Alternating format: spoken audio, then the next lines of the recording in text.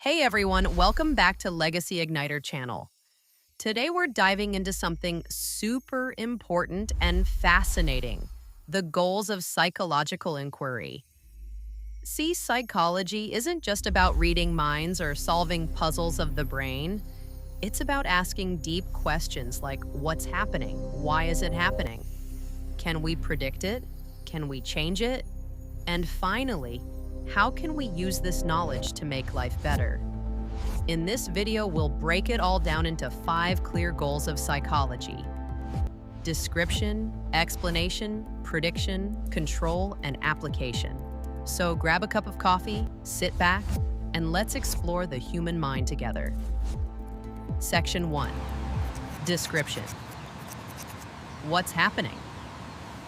The very first goal of psychology is simple but powerful: description. Before you can explain behavior, before you can predict it, you need to see it clearly and describe it accurately. Psychologists are like scientists with notebooks, carefully observing what people do, say, and even how they react in different situations. Take a classroom example. Some students are focused and taking notes. Others are restless, tapping their pencils, maybe staring out the window. And a few look nervous before a test. Description is all about capturing those details without judgment, just facts. Think of it like this.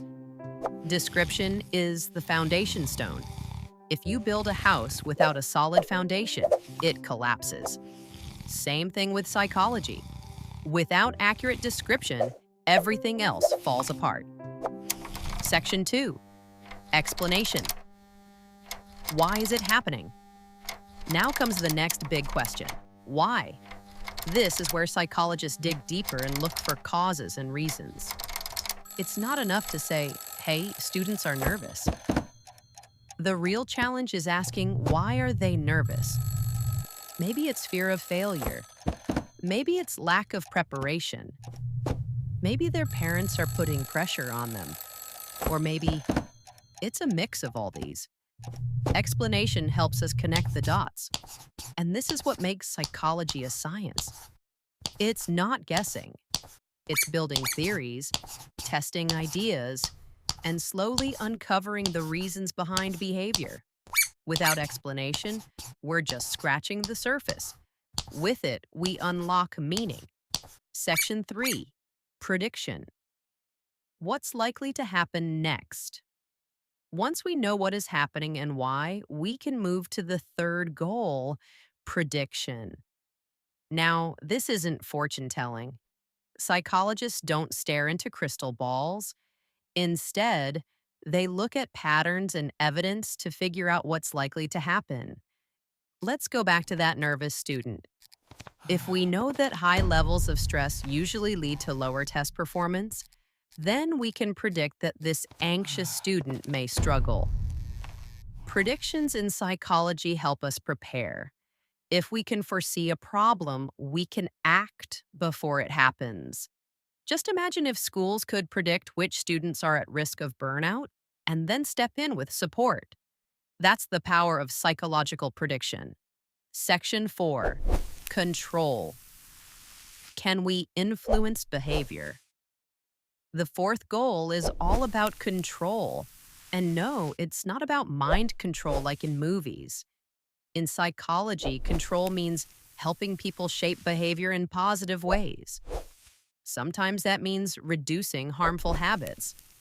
Other times it means strengthening good ones.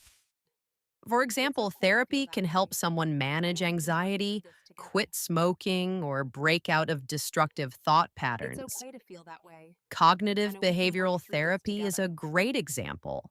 It teaches people to reframe negative thinking and build healthier ways of responding to stress.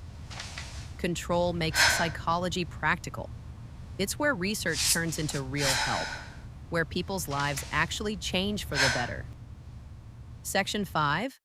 Application. How can we use this in real life? Finally, the fifth goal: application. This is where psychology leaves the lab and enters the real world. Psychologists don't just study problems. They apply solutions in schools, hospitals, businesses, sports, and everyday life. Teachers use psychological principles to improve learning. Doctors use psychology to help patients cope with pain. Businesses use it to motivate Mm-hmm. employees and boost teamwork. Athletes use it to sharpen focus and overcome pressure.